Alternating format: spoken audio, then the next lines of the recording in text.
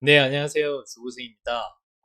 제가 지금 영상을 한 달 전부터 여러 개를 찍고 있는데 혹시 시청하시다가 궁금하거나 좀 이런 부분은 좀 알고 싶다 하는 부분을 댓글로 남기시면은 제가 시간 내서 찾아가 가지고 새로 뭐 영상을 찍거나 댓글로 달아드리도록 하겠습니다. 그래서 자유롭게 댓글 달아주시면은 감사하겠습니다. 네, 4편 이어서 발표드리도록 하겠습니다. 아마 이게 마지막 편이 될 것 같아요. 베틀라 이제 또 다른 이제 테슬라의 이제 엣지 부분이 앞으로 성장성이 있는 부분은 뭐냐라고 봤더니 배터리의 제조업체 테슬라가 자동차 제조하는 것뿐만 아니라 배터리도 제조하고 있다고 합니다. 즉 원재료단도 테슬라가 책임지고 하겠다라고 보면 될 것 같고요. 이제 배터리 같은 경우에는 원형업계에서 4680이라는 새로운 표준을 제시했고 건식 공정을 이용하겠다고 이제 얘기를 했습니다. 반도체 산업 같은 경우에는 제조업임에도 불구하고 영업이익 GPM, 그러니까 매출 총 이익률은 50%가 넘어가고 가고 있습니다. 그래서 테슬라 또한 배터리 제조의 완벽한 혁신을 통해서 현재 매출 이익률을 한 단계 더 업그레이드 한다면은 이 반도체처럼 높은 영업이익률을 낼 수 있지 않을까라고 지금 기대하고 있다고 합니다. 원재료 이제 수직화를 하기 때문에 내재화를 하게 되면 아무래도 더 영업이익단에서 비용을 통제할 수 있으니까 좋아지겠죠. 그 다음에 또 테슬라의 성장성을 앞으로 성장성을 기대하는 게 AI랑 로봇 사업입니다.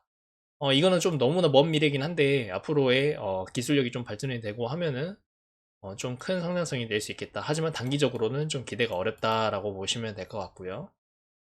이제 FSD뿐만 아니라 그래서 여덟 번째 테슬라의 꿈을 가격으로 환산할 수 있는가라고 보시겠습니다. 장기적 가격. 그래서 이 부분은 고민이 다 많습니다. 테슬라에 투자하는 사람이라는 거는 좋은 기업은 맞습니다. 하지만 가격 측면에서는 좋은 주식이냐라고 고민이 될 것 같고요.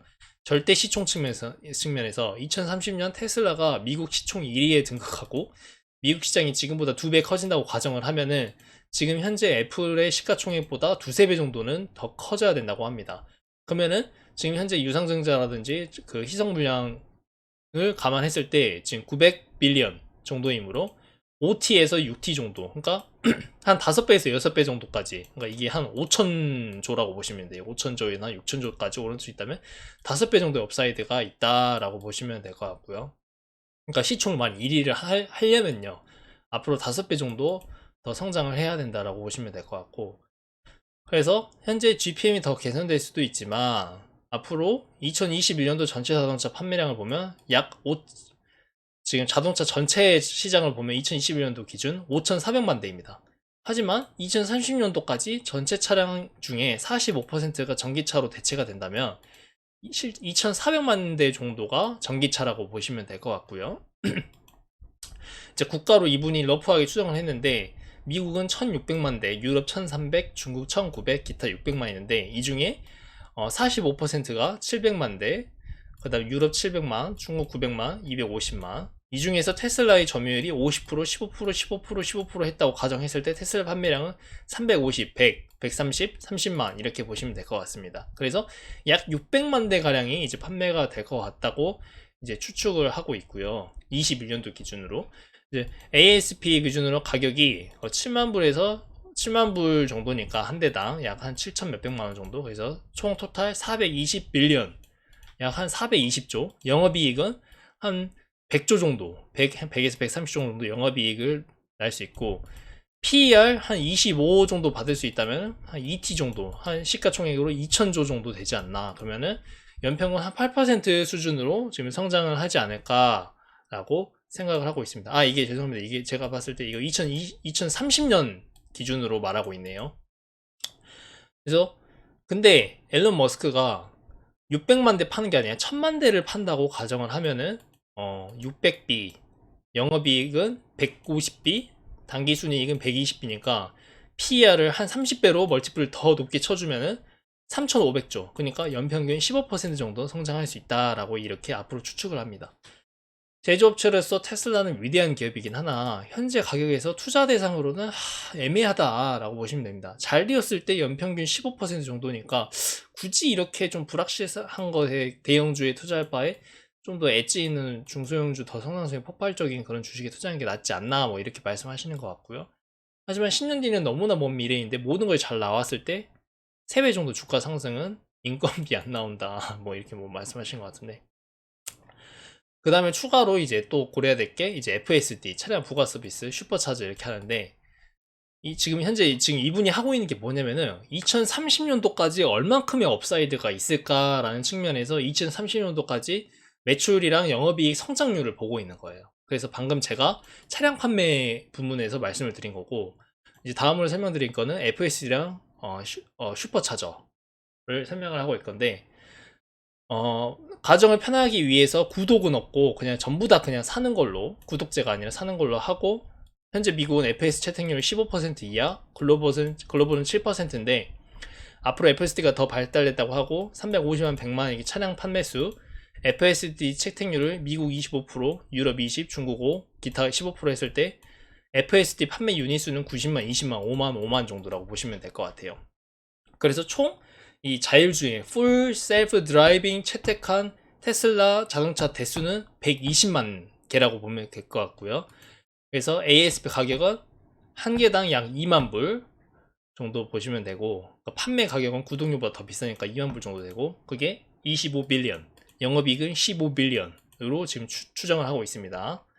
그래서 일론 머스크는 보험 비즈니스는 테슬라 미국에서 꽤나 크게 인기 있고 현재 80% 정도 가입을 한다고 합니다. 그래서 2030년도까지 2천만 대 누적 판매했을 때 영업이익 8% 정도 벌어들이라고 가정했을 때 이 보험 측면에서는 매출이 80빌리언, 영업이익이 6빌리언으로 가정을 하고 있습니다.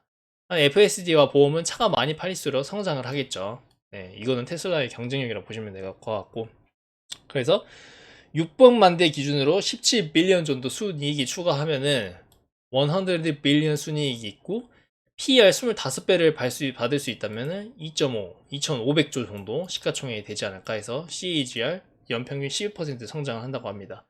하지만 1000만 대로 이렇게 정말 불 케이스 정말 잘 되면은 PER 30배 기준 했을 때 연평균 22% 수준으로 상승할 것이라고 그냥 본인이 추측을 하고 있습니다.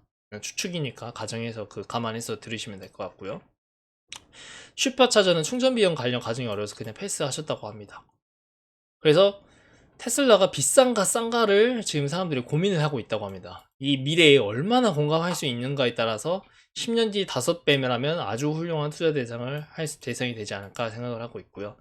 또 다른 이제 미래에 이제 실적에 추가로 될 수 있는 게 로보택시입니다. 그래서 로보택시 같은 경우에 택시랑 우버, 리프트 시장을 생각해 봐야 되는데, 현재 미국 택시는 5만 대가 달리고 있고 영업거리가 120에서 150마일 정도 되고, 그래서 일간 매출은 한 300달러 정도 되니까 연 매출이 6빌리언 달러라고 보시면 될 것 같고, 우버는 미국 매출이 10빌리언, 리프트는 2빌리언 달러니까 두 개 합치면은 한 20빌리언 정도보다 20빌리언 정도니까 그렇게 폭발적인 시장은 아니라고 생각을 하고 있습니다.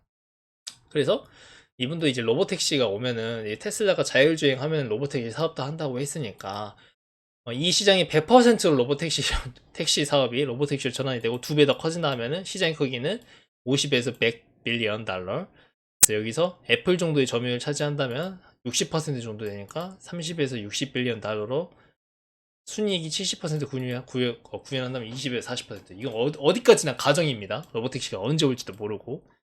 근데 이제 유럽이나 기타 아시아는 미국보다는 인구 밀도가 훨씬 높고 택시 비율이 높으니 미국보다 훨씬 의미가 있을 것이다 라고 생각을 하고 있고, 이 로보택시가 시장에 완전하게 이제 도래한다면 순이익 약 100빌리언까지 100조 이상의 수익이 가능하지 않을까라고 생각이 될 것 같고요.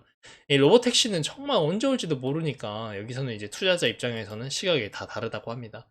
현실적인 시장의 한계 vs 혁신을 통한 완전히 새로운 시장 진출. 이건 참 딜레마긴 하죠.